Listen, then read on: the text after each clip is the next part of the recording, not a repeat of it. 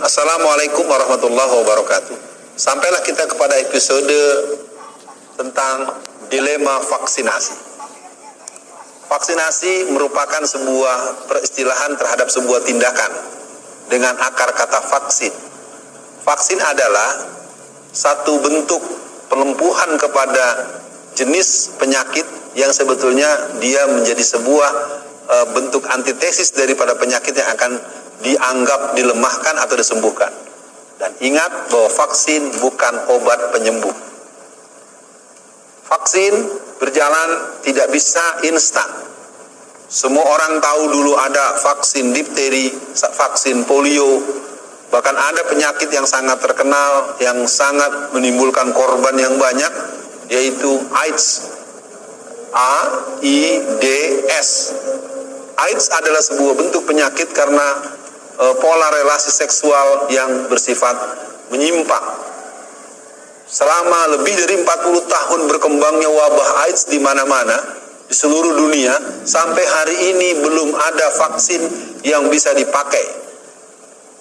Bagaimana kita bisa memahami vaksin itu menjadi sesuatu yang solutif atau solusi, sementara kita tahu COVID-19 itu baru berjalan 1,5 tahun atau 2 tahun kurang.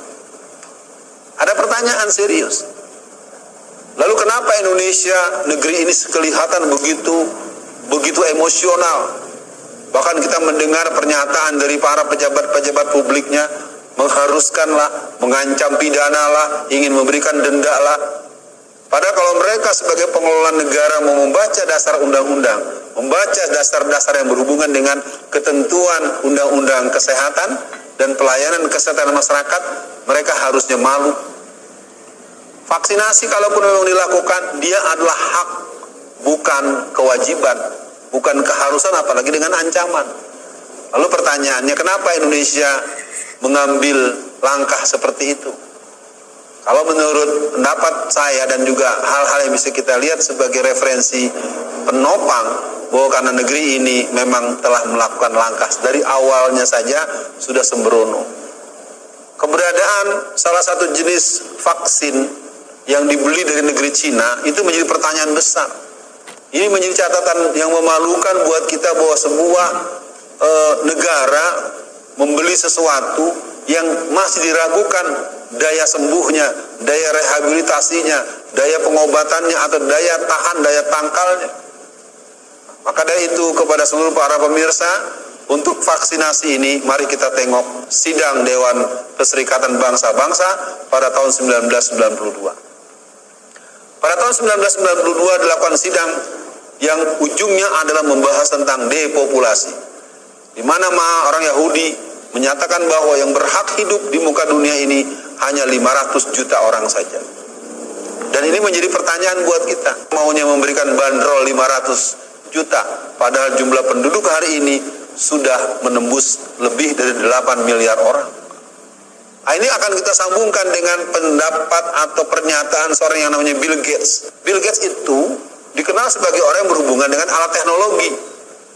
Lalu dengan sangat aneh ini diumumkan di tahun-tahun 2020 bahwa dia sudah memproduksi sebanyak 7,5 miliar vaksin. Ini apa-apaan? Ini pertanyaan buat kita.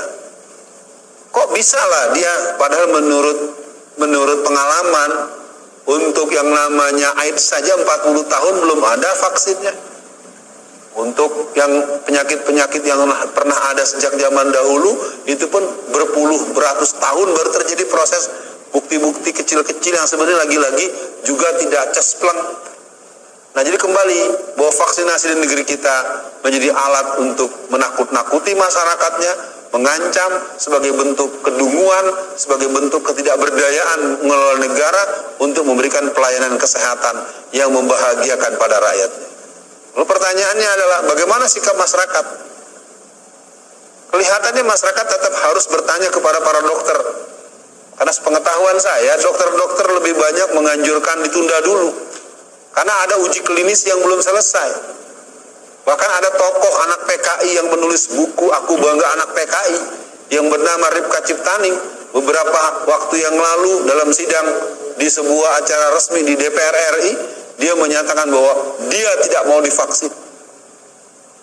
Sebagai seorang dokter, tentu dia punya alasan. Tetapi bahwa dia adalah orang yang mengatakan bahwa aku anak PKI juga satu catatan yang tidak boleh dilupakan. Apa itu maksudnya? Supaya vaksinasi dimensi rehabilitasi kesehatan, bentuk antisipasi, bentuk pencegahan, dan bentuk-bentuk yang bisa memberikan daya imunitas yang kuat di kalangan masyarakat. Artinya, vaksinasi merupakan hal yang kontroversi. Vaksinasi masih menjadi hal yang sangat polemik. Ketika sebuah aktivitas yang belum jelas duduk persoalannya, sebaiknya ini jangan diteruskan dulu, harus dihentikan.